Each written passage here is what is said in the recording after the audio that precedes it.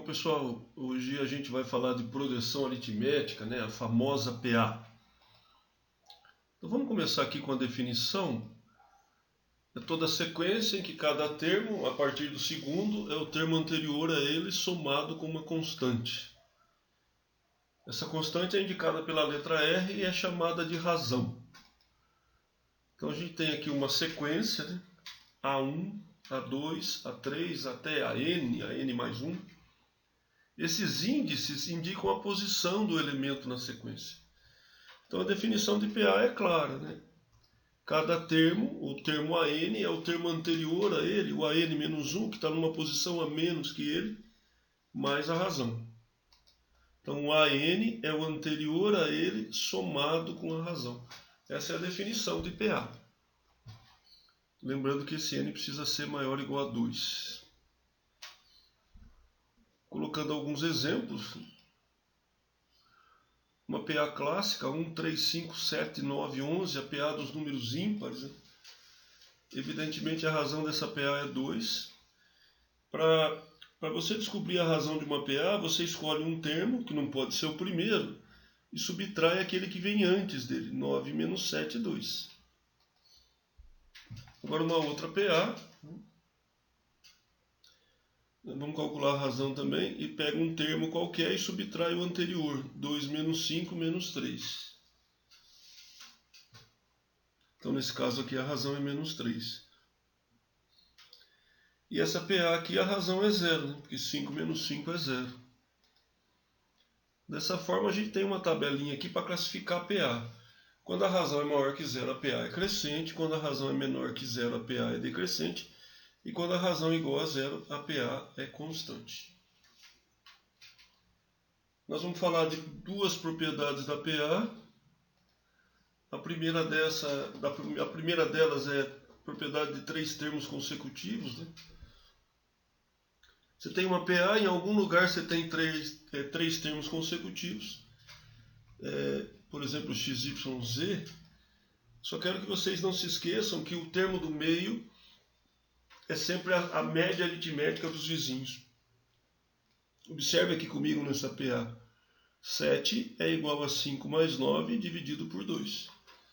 Então o termo do meio é sempre a soma dos vizinhos sobre 2. Propriedade 2, a soma dos termos equidistantes dos extremos é igual à soma dos extremos. Vamos colocar uma PA aqui para a gente visualizar bem isso. Tem uma PA aqui, 2, 5, 8, 11, 14, 17, 20 e 23. Uma PA de 8 termos. A soma dos extremos dá 25. Aí a soma dos 5 com 20 dá 25. 8 com 17 dá 25. 11 com 14 dá 25. Então, em toda a PA finita, né, a soma dos termos equidistantes dos extremos é sempre igual à soma dos extremos. Pessoal, então agora a gente vai montar uma fórmula para o termo geral da PA. Então vamos considerar uma PA genérica, né? E lembrar que o segundo termo é o primeiro termo somado com a razão. O segundo termo é o primeiro termo somado com uma vez a razão. O terceiro termo é o primeiro termo somado com duas vezes a razão. O quarto termo é o primeiro termo somado com 3 vezes a razão. Então o quinto termo é o primeiro termo somado com 4 vezes a razão. Então a gente pode achar qualquer termo da PA se a gente tiver o A1 e a razão. É só você lembrar que o número que vai multiplicando a razão aqui é sempre 1 a menos da posição do termo que eu quero. Isso me faz escrever uma pequena expressão aqui de termo geral, partindo do A1, que o AN é igual a 1 mais N menos 1 vezes a razão. Observe, aqui eu tenho N, aqui eu tenho N menos 1. Se for 20, 19. Se for 37, 36. Então eu coloco um exemplo, qual o 20º termo da PA? A gente já começa pensando assim, A20 é igual a 1 mais 19R. O primeiro termo é 2 e a razão dessa PA é 3, né? Porque de 2 para 5 dá 3, de 5 para 8 dá 3, de 8 para 11 dá 3. Não se esqueçam que a gente primeiro faz a multiplicação, né, para depois somar. Então o A20 é 59. Então é uma maneira simples de usar o termo geral da PA. Mais um exemplo, pessoal. Considere uma PA em que A8 é igual a 5 e sua razão é menos 2. Determine A21.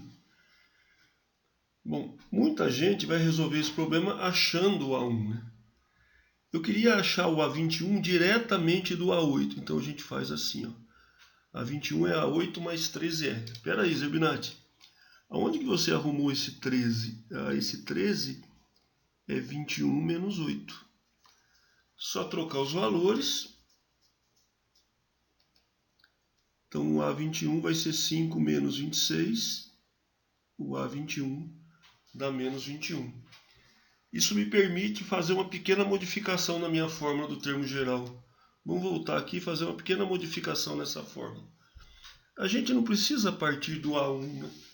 A gente pode partir de um AP qualquer. Ó. E quem vem multiplicando R é justamente a diferença entre N menos P. Então a fórmula do termo geral fica mais completa. Uma outra coisa que eu preciso falar para vocês é uma questão da notação.